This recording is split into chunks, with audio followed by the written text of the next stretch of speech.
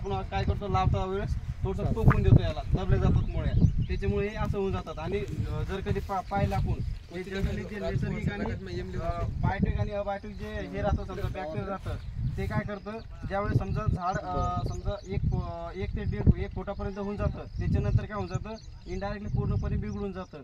ज्या टायमाला समजा ढगाळ वातावरण झाला किंवा एक दमट आणि उष्ण वातावरण झालं, कटिबंध वातावरण झालं, त्यामध्ये काय होऊन जातं थ्रिप्स काय करतो, जे कवळं शेंडा असतो, कवळ्या शेंडाचा जो काही पान असतं त्या पानाला डंक मारतात आणि जे नसा राहतात ते नसा पूर्णपणे डॅमेज होऊन जातात. ज्यावेळेस नसा डॅमेज झाले त्यावेळेस काय होऊन जातं वरचे जे पानं राहतात पूर्णपणे गोल फिरलेले राहतात. त्या ठिकाणी मग तो जे सूर्यप्रकाशाचं जे काही आपलं हे राहतं समजा जे सायटोकिन आपल्या पिकाला मिळायचं, तो सायटोकिन पूर्णपणे बंद होऊन जातात आणि नायट्रोजन त्याला पूर्णपणे ॲप्लाय होऊन जातात. तर नायट्रोजन पूर्णपणे ॲप्लाय झाल्यामुळे हे पूर्णपणे 1 ते 3 ते 4 दिवसामध्ये हा पूर्णपणे प्लॉट बिघडून जातो.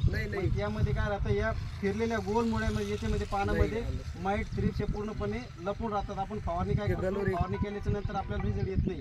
तर सुरुवातीला ज्यावेळेस मी इकडे आलो होतो चक्कर मारायला, त्यावेळेस काय होतं थोडेफार प्रमाणात मला असे झाडं दिसले होते. त्याच्यानंतर बरेच ठिकाणी आता पलीकडची एक तास आहे भाऊची, ती तास पूर्णपणे असं बांधाच्या कडीची असं समजून चालला, तर बांधाच्या कडीने जे काही माईट थ्रिप्स राहतात पूर्णपणे झाडाला अटॅक केलेला हां, तर त्यामुळे ते पूर्णपणे झाड ते तास उमटून दिसत होती. आणि या ठिकाणी आपलं जे काही हे पूर्णपणे प्लॉट आहे, या प्लॉटमध्ये काय झालेलं आहे की थोडंफार कुठं मोठं आपल्याला हे असे झाड दिसत होते. पण आता आपण जे काही फवारणी दिली होती त्यांना मायाजाळ म्हणून भाऊंना, तर त्याच्यानंतर 4थ्या दिवशी मी इथं आलो होतो. 4थ्या दिवशी आपल्या भाऊंचं म्हणणं होतं की 100% मला एक चांगला प्रतिसाद भेटला होता, म्हणून आम्ही त्या ठिकाणी एक व्हिडिओ बनवला होता.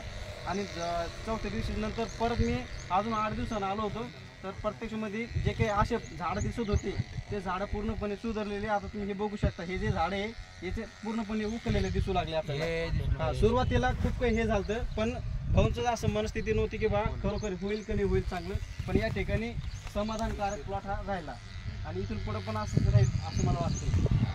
आता तुम्हाला मी थोडं प्रोडक्ट नॉलेज देऊन टाकतो, माहिती देऊन टाकतो कंपनीच्या विषयी. आणि